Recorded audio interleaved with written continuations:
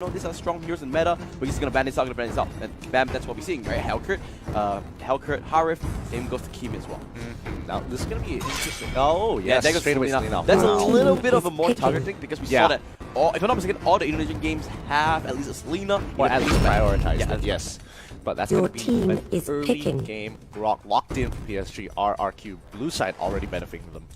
Okay, that sneak rock looks like they want to go for it. I expect the Kaya to be locked in, or the Akai, one or the other, because there's no more S tier picks available, right? No more Kimmy, Harif to be exact. Oh yeah, I think Cho is a good shout. Very good flex pick as well. That when it comes to the second ban phase as well, at least you can hold up all your you can hold up your cards. You don't have to reveal everything here. And that's the beauty of Cho. So locking in Cho, pretty decent. And Kaya as well. There it is. So you know, Cho, like I said, flex picks and flex picks are really good. You can throw people off. We'll see what PSG has. The Lunox that locks in straight away. And Akai, solid pick from PSG RRQ. But it has shown time and time again, Evos Singapore, they do not prioritize that Lunox. They prefer Harley because maybe Bambi feels like they are he's more versatile. Now, Minotaur getting locked in, that means it's going to be a fire Cho.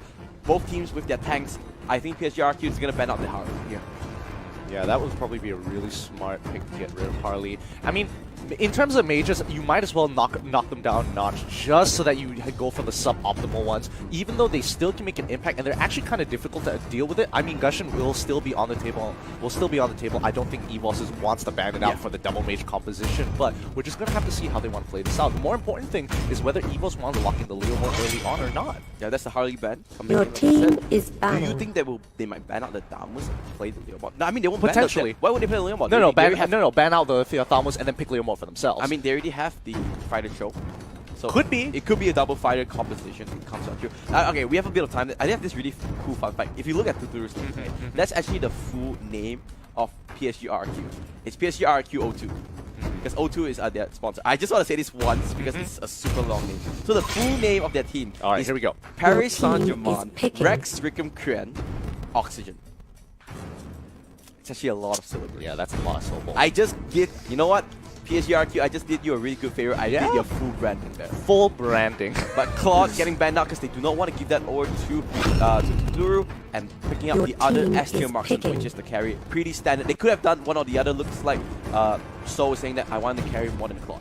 That's true. That is true. PSG RRQ going to be locking the Thamus as well as the Lancelot. Solid picks. A lot of fighters here, and that Tuturu. I think Tuturu will be playing that Thamus. He has been picked. He picked that yesterday as well. So there is a lot of strong picks. Now going on, last one. Ace. What do you think they're going for? They need a mage here. Kagura. No, it is going to be a Gushin. Oh boy, Bambi. He's gonna pop off. It's gonna be up to him to find these here, and we talked about this before. That Bambi has this what you like to call the X factor. Yeah, the X factor. And I find it very interesting because a lot of their players, they find these windows of opportunity that not a lot of players notice, and you only have a split second to act upon it. And in many cases, somehow Evos are able to find these windows and capitalize on it so much that it becomes kind of difficult to predict whether or not they're able to really pop off or not. So okay, both drafts. All good. Yeah. Okay, set. All set. It's like, you know, you gotta get set. All right. Are you ready to run? Yeah, I'm ready to run. But who do you think has the better draft? Who are you preferring here? I am slightly leaning towards.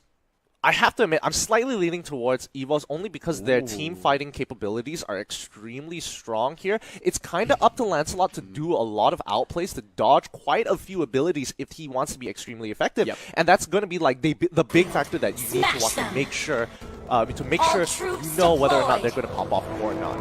Yep, but that is it because this is the game. PSG RRQ against Evos SG. And guess what? It's an elimination game to boot. All stakes are on deck. It's like they are going to start things up slow and steady here. PSG RRQ. Yep, I am Jago on that Lancelot.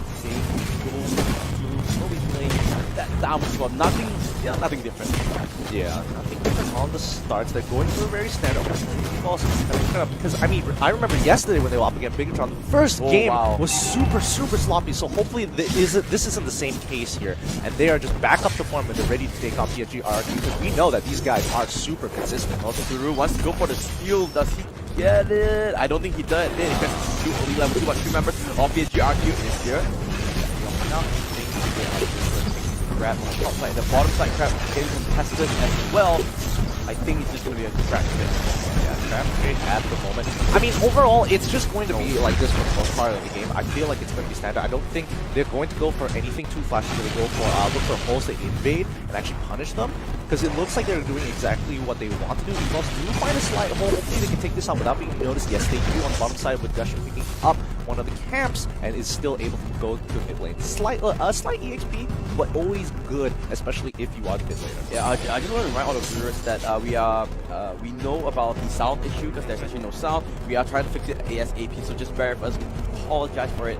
You know, people need to start things off. Hopefully there's no more issue. Oh, I am Jago does get caught up. The Thorn knows that. That's resurrecting soon. And guess what? Straight away.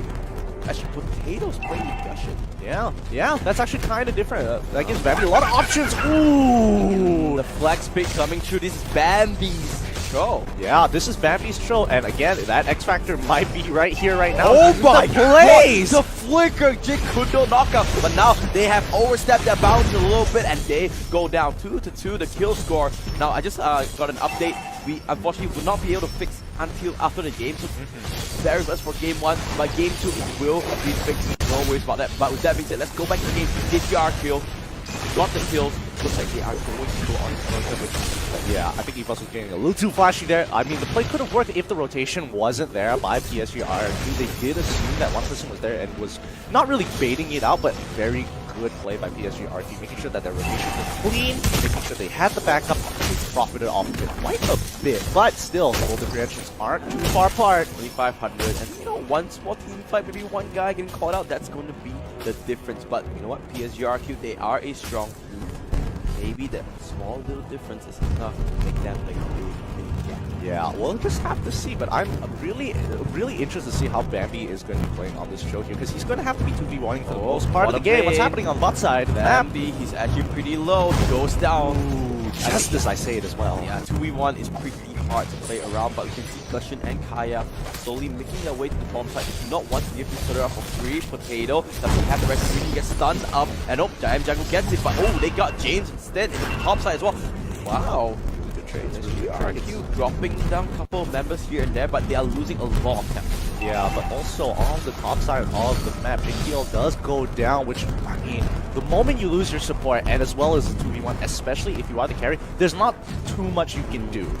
PSG RRQ already down off with a 1,000 gold lead.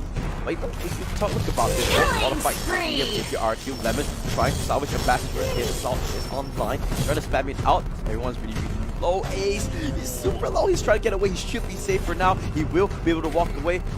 Looks like PSG RRQ, they're not looking for a dive. Evos is just going to concede this turret and let them walk over the top. Now, people might be thinking, oh, they're getting objectives, they're clearly getting far ahead, but you have to remember that Potato, as of right now, he's got 3 kills on him in comparison to the rest of PSG RRQ. Oh, luckily Bambi was able to get out of that. Williams got 3, he should be able to defend the turret. And yeah, when you're funneling so much gold into Potato, he's going to be the playmaker, he's going to be the one who's going to decide how it's going to work.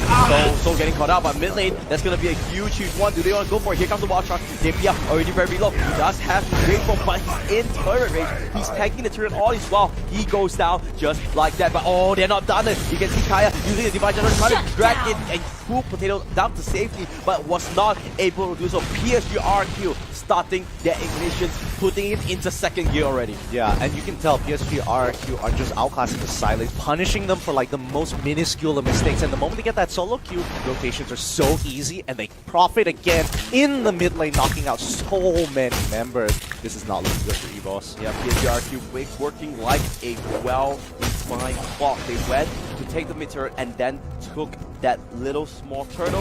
You know what? Why not grab a buff of Evos? This is, honestly, it's kind of difficult for Evos to transverse the map now that they've lost all their tier 1s. This allows PSG RRQ to easily take jungle camps whenever they want. They can pressure them off of a lot of areas because there's too many blind spots to really protect themselves when you don't have the guardian tower of the tower itself to protect you. Yeah. Bambi at the moment, very safe. He's 1-2-1. He's not doing any mistakes, but the thing is that he's being, I guess, restricted, suppressed, because he has put so much emphasis on top lane. PSG RQ gonna take another turret. The rotation from this Indonesian team is just so fast. Yeah, I don't think Evos is able to keep up. They have to concede a lot of these objectives here. They can't really force these 5 sets, especially since JPL doesn't have his all. Oh no. Go down. Fine, James. There's 3 seconds left of the wild shot. Safety. But the thing about that Soul, he needs more time, and Bambi one more time, getting focused by the entirety of PSG. Flickers straight out this time. He manages to stay alive, but mid lane, you can see every single time we are on PSG. They are the ones pressuring Evos back into the tower. Yeah, and this is where James is really going to have the time of his life because of his inbuilt stats, because of the way Rock is. His early game with a bit of a lead can already pressure a lot of the Evos members out of their jungle if they decide to try and take a buff or try and find some kind of gold. One more time, Divine Judgment, it does come through in the bottom lane. They do queue off to Turu. They want to go for more, but Potato leaving with the skin of his team. Sorry, but they do get one kill, but the pressure is just resurrecting soon. I'm guessing that I'm guessing this game is going to go on. They're going to look to end it by next Lord already. They just have to accelerate themselves and make sure that Evos is unable to farm. It does get destroyed, however. Not going to make too much of a difference here. They get the steal. Oh, that was actually pretty close. Potato did come in with the Incontinence, try to close the gap. He did have Retribution, but he didn't actually get in range of it. Really unfortunate, but I mean, they gotta take their time here. Evos looking for any holes in PSG RRQ's play, but so far, they've just created a clear line where they don't let Evos move from out of their base. At least now they still have mid our turret, so they're still giving a little bit of wiggle room to Evos, try and let them have this small little gap. But Abby, this is just insane. It's one after the other. He's getting focused so much. Oh no! Ace, he got caught against the Goddess Barrier. A little bit of a misrotate coming in from Evos. PSG RQ with the punish once again. Now, this is exactly what I was trying to say, as PSG RQ are creating this complete line. You move forward, you're going to die. Oh no! There goes, he's just stun locked against the wall. No chance whatsoever, and this is a massacre. That's a good mini of Fury, but you know what? That doesn't really matter, because every single member of Evos just fall down. 2 members left alive is Ace and Bambi, because they just respawned. PSG RQ are not giving any mercy to the Singaporean squad. Yep, they're already rotating quickly, trying to punish them. They're going straight for the input. Breaking it is going to allow them so much free room. Are they going to take one more? Looks like they are, as they break right to 2 inhibitor turrets with 35 more seconds on Lord. This is insane here. Viva RRQ all the way. The Kings of Kings have finally come online, and they are nothing like yesterday. They are straight off the chopping blocks, not putting on stop at all. Man, this is just so difficult, especially for Evos here.